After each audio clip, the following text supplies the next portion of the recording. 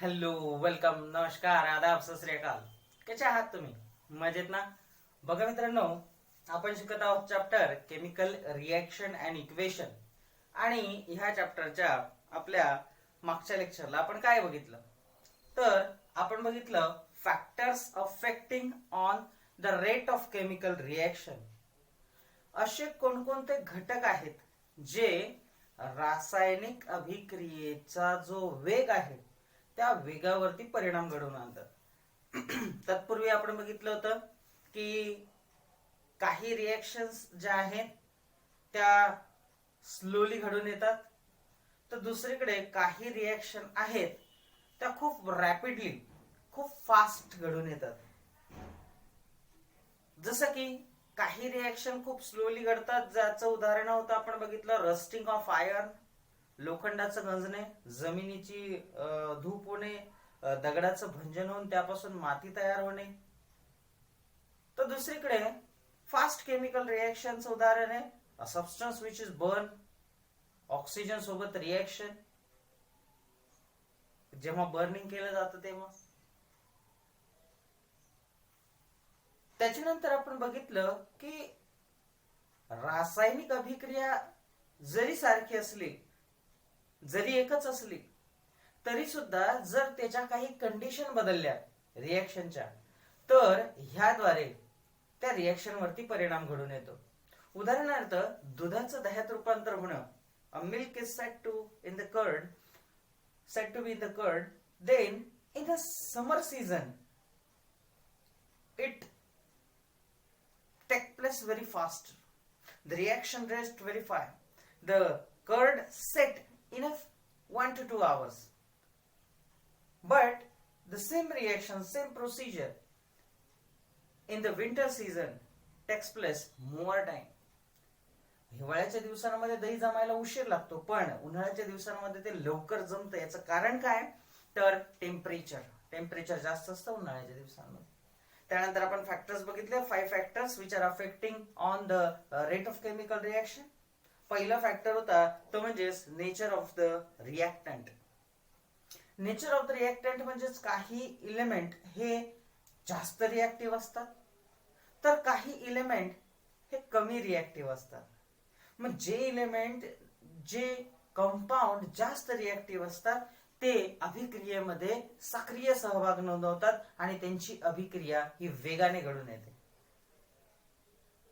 दुसरीकडे काही रिएक्टंट, काही इलेमेंट हे कमी रिएक्टिव्ह असतात.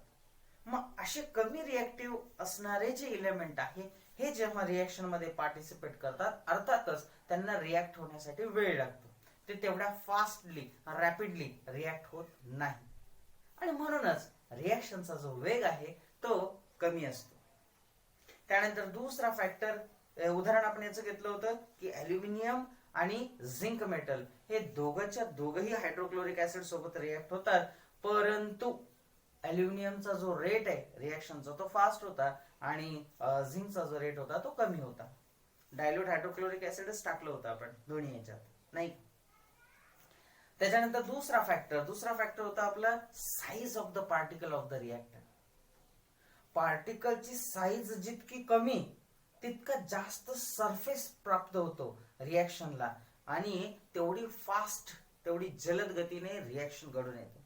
त्याच्यामुळे particle, the size of the particle is smaller, the reaction rate will be faster. The size of the particle of the reactant is bigger, slower the rate of the reaction. रिएक्शनचा वेग कमी होतो जेव्हा काय होतं, particle size मोठी असते. ठीक आहे.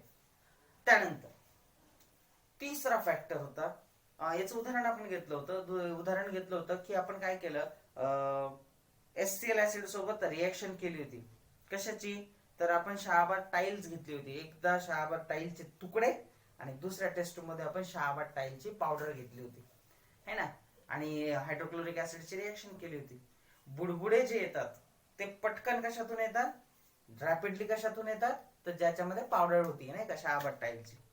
ऍक्च्युअली रिएक्टंट सेम आहे, फक्त त्यांचं साईज पार्टिकलची वेगळी होती आणि जे तुकडे होते त्याच्यातून हळूहळू बुडबुडे बाहेर येतात. त्यानंतर आपण बघितलं होतं तिसरा factor concentration of the reactant. बघा मित्रांनो, concentration is a major factor because dilute and concentrated are the two type of the concentration. Generally we categorize it. Concentrated substance means which having a more than 50% of that amount of substance, pure amount of that substance, while the dilute substance means the lesser than 50% of that pure substance is appear, and more than 50% water is there for the dilution. So when reaction happen, concentrated substance react very fastly, very quickly, so the rate of the reaction will be faster. For example, आपण घेतलं होतं calcium carbonate, ह्यावरती dilute acid टाकलं आणि concentrated acid टाकलं, तर dilute acid ची जी reaction आहे ती स्लोली गेली, तर कॉन्सन्ट्रेटेड ऍसिड ची रिएक्शन काय गेली, फास्टर रेटने गेली. त्याच्यानंतर आपण पुढचा फॅक्टर घेतला होता, तो पुढचा फॅक्टर होता 4th number, temperature of the reaction. अगोदरच आपण याच्यावरती थोडस डिस्कशन केलं होतं की जसं बघा उन्हाळ्याच्या दिवसांमध्ये दही जे लवकर आहे, दही लवकर जमतं, कारण लॅक्टोज जे आहे दुधामध्ये त्याचं कन्व्हर्जन लॅक्टिक ऍसिड मध्ये होतं. लॅक्टोबॅसिलाय हा जीवाणू ते करत असतो, आणि हे जे प्रोसेस आहे ही टेम्परेचर डिपेंडेंट. टेम्परेचर जर व्यवस्थित असेल, मॉडरेट असेल, तर ही रिएक्शन फास्ट घडून येते, आणि टेम्परेचर जर कमी असेल तर या रिएक्शनला वेळ लागतो घडून येण्यासाठी. हा होता चौथा फॅक्टर. आणि त्याच्यानंतर पुढचं कॅटलिस्ट, पाचवा घटक कॅटलिस्ट. कॅटलिस्ट म्हणजे काय, a substance in whose presence the rate of reaction will be changes, means increases without affecting any chemical change on it. कॅटलिस्ट म्हणजेच काय, एक असा पदार्थ जो वास्तविक पाहता अभिक्रियेमध्ये भाग घेत नाही, पण त्याच्या उपस्थितीमुळे फक्त रिएक्शनचा रेट काय होतो, वाढतो, आणि अशा त्या घटकाला, अशा त्या सबस्टन्सला काय म्हणतात, तर कॅटलिस्ट असं म्हणतात. For example, potassium chloride. The decomposition of potassium chlorates happens to be slower rate. Whatever amount of heat you provide it. Potassium क्लोराइडचं डिकम्पोजिशन आपण बघितलं, हीट दिल्यानंतर होतं, पण हीट वाढवली तरी त्याचा काही परिणाम होत नाही, ते तसंच चालू राहतं. पण जर तुम्ही पोटॅशियम क्लोराइडचं डिकम्पोजिशन सुरू असताना, हीट सुरू असताना त्यामध्ये MnO2 मॅग्नीज ऑक्साइड हा कॅटलिस्ट टाकला, तर रिएक्शनचा रेट काय होतो, फास्टर होतो, रिएक्शनचा रेट वाढतो. याचं एक दुसरं चांगलं उदाहरण जे मला आठवतंय ते तुम्हाला सांगतो, की बघा तुम्हाला माहितीये की आपल्या शरीरामध्ये आपल्याला जिवंत राहण्यासाठी काय पाहिजे, ऑक्सिजन पाहिजे, सगळ्यात महत्वाचं है ना. मग आपण श्वासोश्वास घेतो, ऑक्सिजन आतमध्ये घेतो, कार्बन डायऑक्साईड बाहेर सोडतो, हे आपल्याला सगळ्यांना माहिती.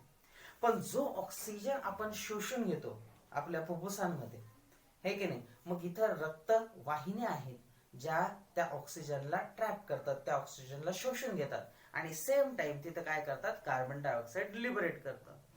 हा ऑक्सिजन जो शोषला गेलेला आहे रक्तामध्ये, याला आपल्या त्या फुफ्फुसापासून ते टोकापर्यंत, आपल्या हाताच्या बोटापर्यंत किंवा पायाच्या टोकापर्यंत जाण्यासाठी 3 वर्षांचा कालावधी लागतो.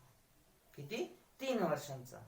पण मग मला सांगा, जर 3 वर्षाचा कालावधी लागत असता तर आपलं जे जगणं आहे, आपला जो रिएक्शनचा किंवा रिएक्टिव्हिटीचा जो वेग आहे आपल्या हालचालींचा, तो किती मंदावला असता, कारण एनर्जी ही ऑक्सिजननेच तयार होते. ठीक आहे. मग आता 3 वर्षांचा कालावधी, पण आपल्या त्या रक्तामध्ये हिमोग्लोबिन आहे. काय, हिमोग्लोबिन. आता हे जे हिमोग्लोबिन आहे ना, आयर्नचा कॉम्प्लेक्स, हा कॅटलिस्ट म्हणून काम करतो, आणि हा त्वरित अ फ्रॅक्शन ऑफ सेकंड या ऑक्सिजनचा जो रेट आहे सर्क्युलेशनचा, हा वाढवतो, म्हणजे त्याचा ऍब्सॉर्प्शन रेट वाढवतो, आणि म्हणून अत्यंत जलद गतीने within a fraction of second जो ऑक्सिजन आपण ट्रॅप करतो तो रक्तात मिसळतो, आणि लगेच ऑल ओव्हर द बॉडी तो पसरायला चालू होतो. म्हणजे ते रक्त सर्क्युलेट होतं ऑब्व्हियसली, पण त्या रक्तामध्ये जो विघटनाचा वेग आहे ऑक्सिजनचा, तो कोण वाढवतो, हिमोग्लोबिन. म्हणजे सांगायचं तात्पर्य असं आहे मित्रांनो की ज्या आपल्या फास्ट रिॲक्शन आहे त्या फक्त हिमोग्लोबिनच्या प्रेझेन्समुळे आहे. तो कॅटलिस्ट म्हणून काम करतो तिथे. ठीक आहे सर, दॅट इज एक्झाम्पल. त्याच्यानंतर आपण कॅटलिस्टची उदाहरणं अजून बघितली होती, जसं की भरपूर साऱ्या रिएक्शन. तुम्हाला जर वनस्पती तेलापासून वनस्पती तूप बनवायचं असेल तरी सुद्धा तुम्हाला त्याच्यामध्ये कॅटलिस्ट टाकावा लागतो. राणी निकेल असे कॅटलिस्ट तुम्हाला टाकण्यानंतर त्याचं रूपांतर तुपामध्ये होतं हायड्रोजनेशन रिएक्शन मध्ये. त्यानंतर आजच्या लेक्चरला आता आपण पुढे सरकणार आहोत आणि आपण पुढे बघणार आहोत या चॅप्टरच्या पुढचे रिएक्शन. एक आहे ऑक्सिडेशन आणि दुसरे आहे रिडक्शन. ऑक्सिडेशनला मराठीत म्हणतात ऑक्सिडीकरण आणि रिडक्शनला मराठीत म्हणतात क्षपण. मग व्हॉट इज ऑक्सिडेशन? तर बघा रिएक्शन एकदम साधी सुधी आहे. स्टेटमेंट सांगतो अगोदर तुम्हाला, मग आपण त्याचे उदाहरण बघूया. The reaction in which oxygen is added or hydrogen is removed is called oxidation reaction. I will repeat the statement. The reaction in which oxygen is added or hydrogen is removed is called oxidation reaction. मराठीत बघा, ज्या अभिक्रियेमध्ये oxygen add केला जातो, oxygen मिळवला जातो, किंवा किंवा हा शब्द फार महत्वाचा आहे, और किंवा ज्या अभिक्रियेमधून हायड्रोजन बाहेर टाकला जातो, हायड्रोजन वजा केला जातो, हायड्रोजन रिमूव्ह केला जातो, अशा अभिक्रियेला ऑक्सिडेशन रिएक्शन, ऑक्सिडीकरण अभिक्रिया असं म्हणतात. उदाहरणार्थ बघा, ट्वाइस ऑफ Mg मॅग्नेशियम घेतला आपण आणि याला बर्न केलं in presence of oxygen O2. काय मिळतो आपल्याला? आपल्याला मिळेल twice of MgO magnesium oxide. Now please see, oxygen is been added over magnesium. तुम्ही याला कॉम्बिनेशन रिएक्शन पण म्हणू शकता. आठवतंय पहिली आपली रिएक्शनचे प्रकार घेतले होते की दोन रिएक्टंट एकमेकांवरती ऍड होत आहेत, पण ऍड होणारा कोण आहे? ऑक्सिजन आहे. ऍड होणारा कोण आहे? ऑक्सिजन. आणि म्हणून याला ऑक्सिडेशन रिएक्शन असं म्हणतात. The reaction in which oxygen is added called oxidation reaction. दुसरं उदाहरण बघा, जे आपण आपल्या शरीरामध्ये नेहमीच चालतं, जे आताच आपण घेतलं, कार्बन. आपल्या शरीरामध्ये कार्बन आहे, प्लस ऑक्सिजन आपण घेतो, C+O2 CO2. कोणतंही फॉसिल फ्युएल इंधन जे बर्न करतो आपण, पेट्रोल असो, डिझेल असो, आपला LPG असो, यांच्यामध्ये कार्बन असतो आणि हे कार्बन इग्नाइट केला जातो ऑक्सिजनच्या सानिध्यात. ऑक्सिजन ऍड होतो आणि याच्यापासून काय लिबरेट होतो? Carbon dioxide. So this is also कोणती रिएक्शन? बघा, कॉम्बिनेशनच आहे, पण इथं काय ऑक्सिजनची ऍडिशन आहे, म्हणून हा काय आहे? काय कोणती रिएक्शन आहे? तर ही आहे ऑक्सिडेशन रिएक्शन. कोणती? Oxidation reaction. त्यानंतर पुढे जाऊयात. आता रिएक्शन बघा जरा, MgH2 मॅग्नेशियम हायड्राइड. ठीक आहे, आता याला काय करू आपण? डिकम्पोजिशन. आणि डिकम्पोजिशन केल्यानंतर आपल्याला याच्यातून मिळतं Mg plus H2. Hydrogen gas याच्यातून काय होतो? लिबरेट होतो. आणि बघा ना, ज्या रिएक्शन मधून हायड्रोजन बाहेर टाकला जातो, MgH2 मॅग्नेशियम हायड्राइड, याच्यातून हायड्रोजन बाहेर टाकला जातो, ही सुद्धा अभिक्रिया कोणती आहे? Oxidation reaction. कोणती आहे? Oxidation reaction. का? कारण त्याच्यातून हायड्रोजन बाहेर टाकलेला आहे. बघा, हायड्रोजन मुक्त झालेला आहे, हायड्रोजन बाहेर गेलेला आहे. पुढची अभिक्रिया बघा, जसं की CH3 सिंगल बॉन्ड CH3. या कंपाऊंडचं नाव आहे इथेन. आपल्याला पुढचा जो कार्बन कंपाऊंडचा चॅप्टर येईल त्याच्यामध्ये आपल्याला अल्केनचे पहिले 10 मेंबर शिकायचेच आहे, ते आपण डिटेल मध्ये घेणार आहे. याचं नाव आहे इथेन. जेव्हा याचं डिकम्पोजिशन होतं म्हणजे काय? याच्यातून हायड्रोजन बाहेर पडतो, त्यावेळेस काय होतं बघा, CH2 डबल बॉन्ड CH2. याचं काय होतं?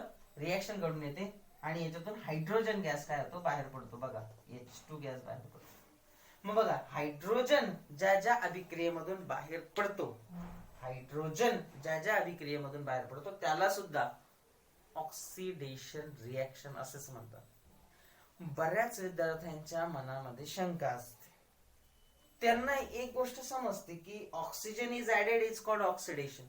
पण जेव्हा हायड्रोजन वाले रिएक्शन त्यांच्या समोर येतात की जिथं प्रोडक्ट मध्ये हायड्रोजन बाहेर निघालेला आहे, त्यावेळेस ते थोडेसे बिचकतात, त्यावेळेस ते कन्फ्यूज होतात, त्यावेळेस त्यांना असं वाटत नाही की ही ऑक्सिडेशन रिएक्शन आहे. Though oxygen is not involved in the reaction, but hydrogen get liberated from the reaction and therefore it is called as oxidation reaction. म्हणून मी सुरुवातीला स्टेटमेंट सांगितलं होतं तुम्हाला, the reaction in which oxygen is added or hydrogen is removed, or बर का, or hydrogen is removed is called oxidation reaction. ज्या अभिक्रियेमधून oxygen add होतो किंवा ज्या अभिक्रियेमधून हायड्रोजन बाहेर टाकला जातो त्या अभिक्रियेला काय म्हटलं जातं, ऑक्सिडेशन रिएक्शन असं म्हटलं जातं. बघा पुस्तकामध्ये कसं दिलेलं आहे, पेज नंबर 41 वरती, many types of the substances give reaction called oxidation and reduction. Let us learn more about this. The examples are given in the reaction. Mg, twice of Mg plus O2 gives twice of MgO, and the 21 C plus O2 gives CO2, combines with oxygen, whereas 22 and 23 means MgH2 gives Mg plus H2 and CH3CH3 on giving CH2 double bond CH2 plus H2. Hydrogen is removed from the reactant. All these examples of oxidation reaction. Statement ह्याच्या खाली देता येते, the chemical reaction in which reactant combine with oxygen or loses hydrogen to form the product is called oxidation reaction. The reaction in which reactant combine with oxygen म्हणजे ज्या reaction मध्ये oxygen हा combine होतो reactant सोबत, reactant combine होतो oxygen सोबत, किंवा hydrogen is loses किंवा loses the hydrogen to form a product is called oxidation reaction. या अभिक्रियेला कोणती अभिक्रिया म्हणतात, ऑक्सिडेशन अभिक्रिया असं म्हणतात. अजून एक ऑक्सिडेशनचं उदाहरण बघा, CH3 CH2OH याचा आपण करूयात ऑक्सिडेशन. ऑक्सिडेशन करण्यासाठी आपल्याला कॅटलिस्ट पाहिजे. याच्यामध्ये K2Cr2O7, पोटॅशियम डायक्रोमेट आणि H2SO4. मग ऑक्सिडेशन आपण केलं, काय मिळेल आपल्याला याच्यातून, तर आपल्याला मिळेल CH3 आणि आता बघा बरं का COOH. मग ही जी अभिक्रिया आहे याला सुद्धा ऑक्सिडेशन अभिक्रिया असंच म्हणतात. आता इथं दोन्ही झालेलं आहे, ऑक्सिजन ऍड पण झालेलं आहे. बघा इथं एकच ऑक्सिजन होता रिएक्टंट मध्ये, आता 2 ऑक्सिजन आलेले, म्हणजे इथं ऑक्सिजन ऍड झाला, इथं ऑक्सिजन ऍड झाला या कार्बन वरती, आणि ह्याच वेळेस या कार्बन कडून 2 हायड्रोजन रिमूव्ह झाले. ह्याच वेळी या कार्बन कडून 2 हायड्रोजन रिमूव्ह झाले. म्हणून ही कोणती रिएक्शन आहे, तर ही ऑक्सिडेशन रिएक्शन आहे. व्हेन इथिल अल्कोहोल किंवा याला नाव आहे इथेनॉल. काय नाव आहे याचं, ethanol. When ethanol undergo oxidation in presence of potassium dichromate and H2SO4, it gives acetic acid. याचं नाव आहे acetic acid. ठीक आहे. तर ह्या सगळ्याच्या सगळ्या रिएक्शन काय आहेत मित्रांनो, ऑक्सिडेशन रिएक्शन आहे. आपण ह्या लेक्चरला इथं थांबूयात, भेटूयात पुढच्या लेक्चरला. पुढच्या लेक्चरला आपण रिडक्शन म्हणजे काय ते समजून घेणार आहोत. ज्याला ज्याला ऑक्सिडेशन समजलं त्याला रिडक्शन खूप लवकर समजणार.